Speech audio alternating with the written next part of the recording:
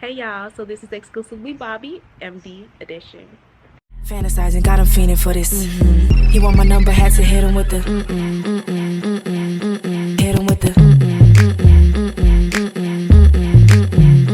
hit him with the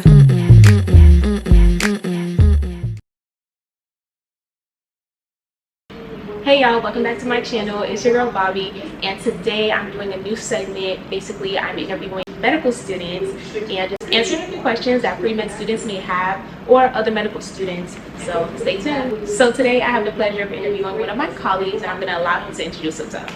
Hey y'all, my name is Oluwatobi Awashika. I'm Nigerian, born and raised in Los Angeles, California. I'm a year one medical student, and I'm interested in specializing in emergency medicine. What does being a black man in medicine mean to you? Being a black man in medicine to me means that I feel somewhat responsible for being different.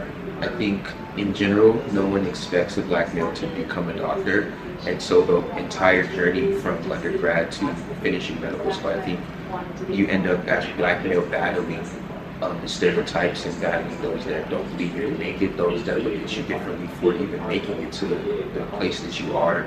And I think that's probably one of the most difficult parts about being a black male in medicine. Are you a first generation medical student? I'm not a first generation medical student, and my sister also attends medical school with me as well. Do you feel like you come from a disadvantaged background? I would say in general, no. I think there are definitely people who have advantages over me, and I think there are also people who I have some advantages over in different areas.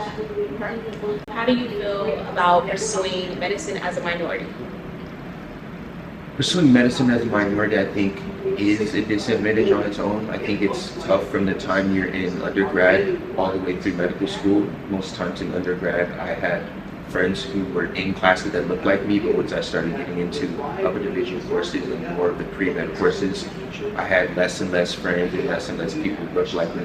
By the time I was graduating, I was almost the only black male in my major, and translating that to now medical school, there are a few more people who look like me just because there are different people from different colleges, but in general, I definitely still feel like a minority in classes compared to usual. At any point of your medical journey, did you feel alone or underrepresented?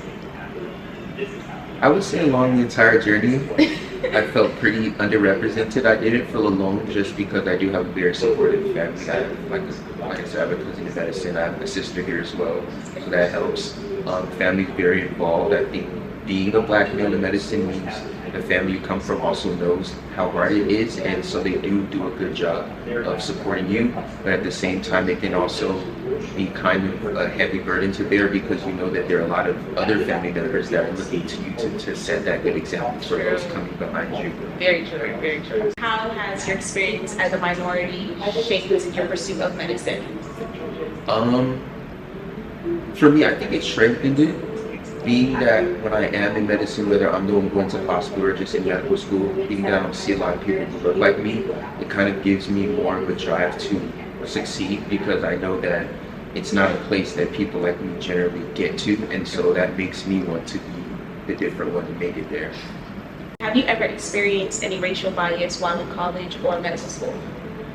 I think I have, not in large amounts. I think some of the bias that I've received is,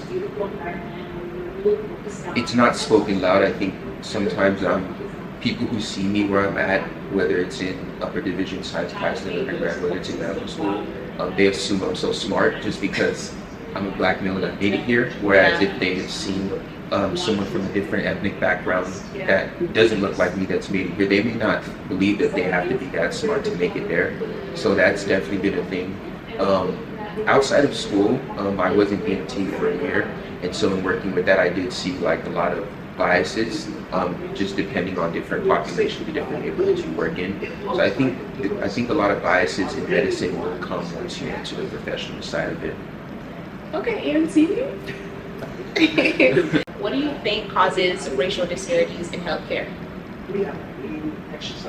I think firstly it would be lack of resources. I think when there are people from different socioeconomic backgrounds, that affects a lot of what they're able to tap into for help. I think people from more wealthy backgrounds, they they have a wider range of what they can tap into. They have different facilities that they have access to, whereas when you're from a more disadvantaged background economically, you may not be able to afford those things, so you rely more on the government and more on the infrastructure of whatever society you come from to provide those things for you. If they don't, when they don't, then those are things you fail to attain. What's one thing you would change about the medical field?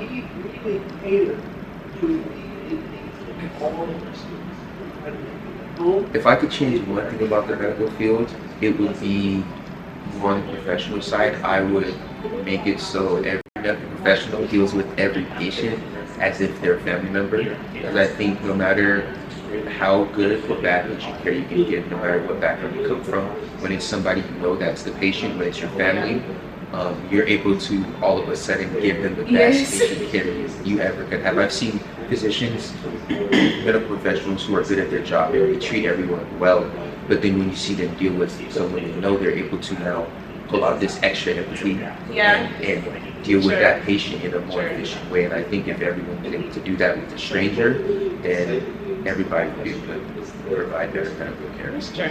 What is one piece of advice you have for pre-med students or anyone thinking about becoming a doctor? I would say the first piece of advice would be think about why you want to do it. It's for the money.